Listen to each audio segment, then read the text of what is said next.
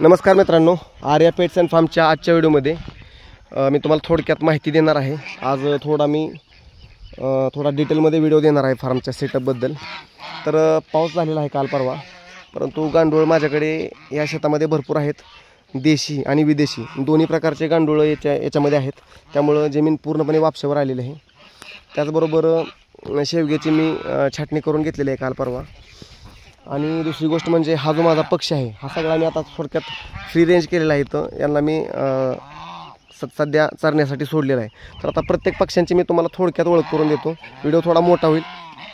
हा जो पक्षी आहे हा राजहंस पक्षी आहे, परंतु याचं शास्त्रीय नाव गीज आहे किंवा काही ठिकाणी याला गुजसुद्धा म्हणलं जातं।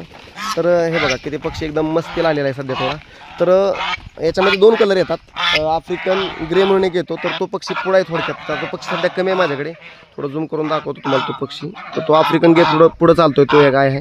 आणि हा जो व्हाईट कलरचा आहे याला डोमेस्टिक किंवा चायनीज म्हणलं जातं। यांची कलरनुसार नावं आहेत आणि यांचं शास्त्रीय नाव जे आहे ते गीज आहे, पण आपल्याकडे याला राजहंस म्हणलं जातं।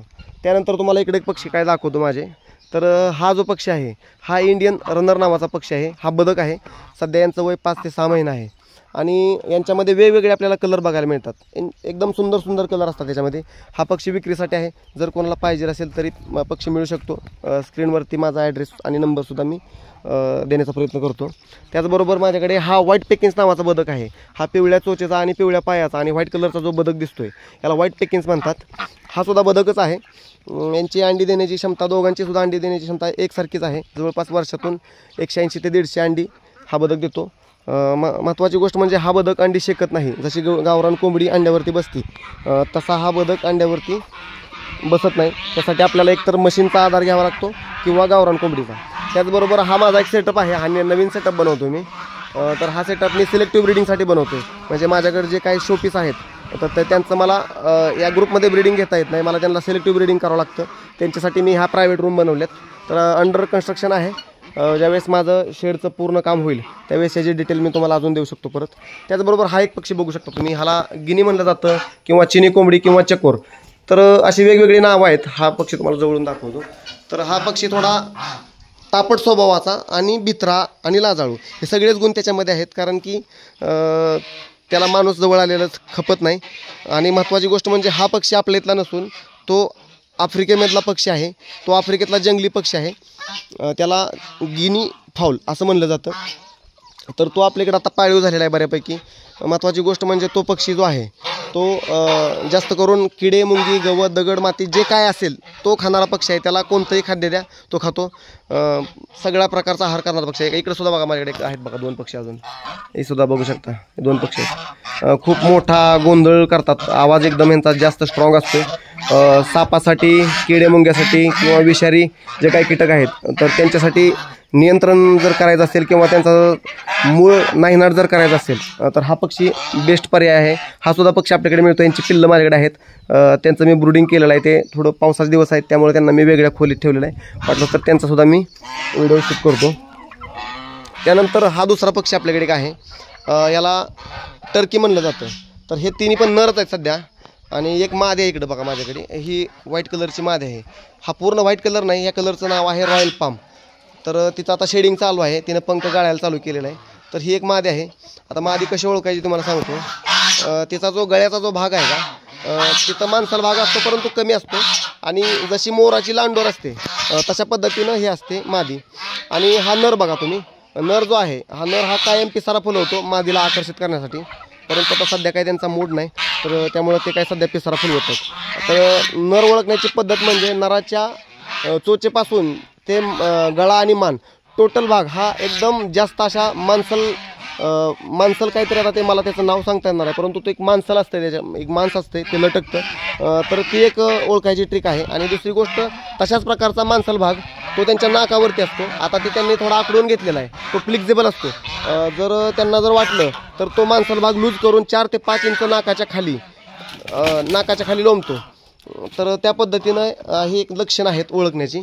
त्याचबरोबर तुम्हाला अजून दुसरे काही माझे पक्षी आहेत ते दाखवतो। आता हा एक माझा सेटअप आहे, याचं हा पण अंडर कन्स्ट्रक्शनच आहे। ह्याच्यामध्ये मी ब्लॅक ॲस्ट्रोलॉप कोंबड्या ठेवणार आहे, तर त्याच्यासाठी हा सेटअप बनवतो आहे। त्याचबरोबर इकडे 2 रूम आहेत, तर याच्यामध्ये सध्या थोडं सिमेंटची पोती वगैरे ठेवल्यात। आता त्याचबरोबर हा एक पक्षी इकडे बघा तुम्ही, तर हा शोपीस आहे, दाखवतो तुम्हाला. हा शोपीस आहे, याला पॅरट बिग असील म्हणतात. तर हा फायटरसारखाच दिसणार आहे, परंतु यांचा स्वभाव थोडा सॉफ्ट असतो. हा शोपीस आहे, हा फायटरसारखा गरम रक्ताचा नसतो, यांचा भांडण करण्याचा स्वभाव नसतो. खूप कॉस्टली ब्रीड आहे, जवळपास 10 ते 15 हजारापर्यंत याची जोड जाते. कलरनुसार यांची किंमत अजून वाढू शकते. सरासरी याचं अंडं आपण एक 700 रुपयापर्यंत देतो आहे आणि याचं एका दिवसाचं पिल्लू आपण 1,500 रुपये नगाप्रमाणे देतो आहे. तर ह्याच्याकडे यामधल्या माझ्याकडे आता जवळपास 3 मादे आहेत आणि 2 नर आहेत. तर एक नर मी इकडे ठेवलेला आहे. हा सुद्धा खूप सुंदर असा कलर आहे, हा सुद्धा पॅरट बिकच आहे.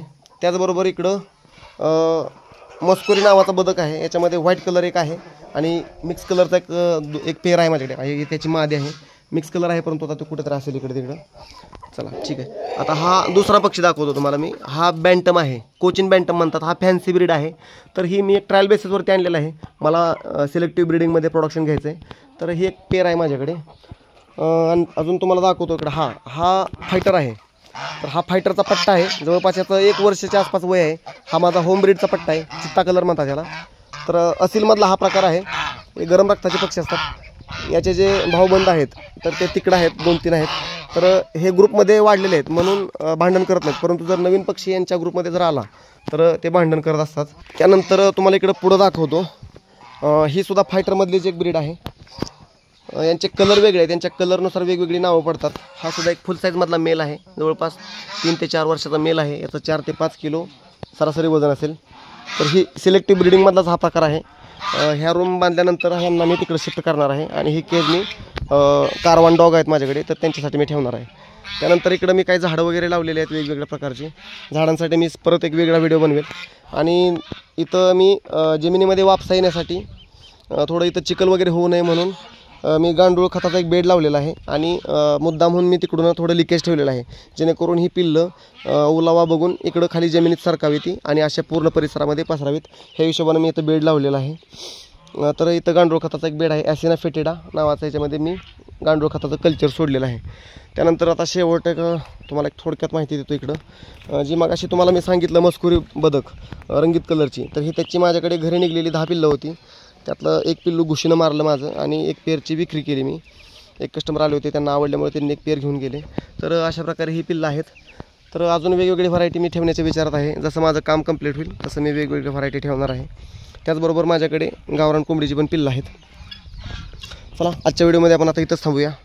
फार्मची अपडेटसाठी मी अजून काही नवीन व्हिडिओ बनवेल. जर कोणाला अजून ह्या संदर्भात डीपमध्ये कोणाला वेगळा व्हिडिओ जर पाहिजे असेल, प्रत्येक ब्रीडवरती डीपमध्ये व्हिडिओ जर पाहिजे असेल तर कमेंट करा, मी नक्की त्या विषयावरती व्हिडिओ बनवण्याचा नक्की प्रयत्न करेन. हे तुम्हाला मगाशी जे 2 म्हणलं होतं फायटर, तर हे 2 फायटर इकडे आलेले आहेत बघा. हे दोन्ही भाऊ आहेत. हा थोडा अगोदरचा आहे, एक 6 महिन्याचा अगोदरचा आहे आणि हा नंतरचा आहे. तर खूप चांगला कलर पडलेला आहे. ह्याला जावा म्हणतात आणि हा व्हाईट कलरमध्ये आहे, मिक्स कलरमध्ये आहे. तर अशा प्रकारे हे पक्षी आहेत आपल्याकडे. चला भेटूया नवीन व्हिडिओमध्ये नवीन विषयाचं. तोपर्यंत धन्यवाद.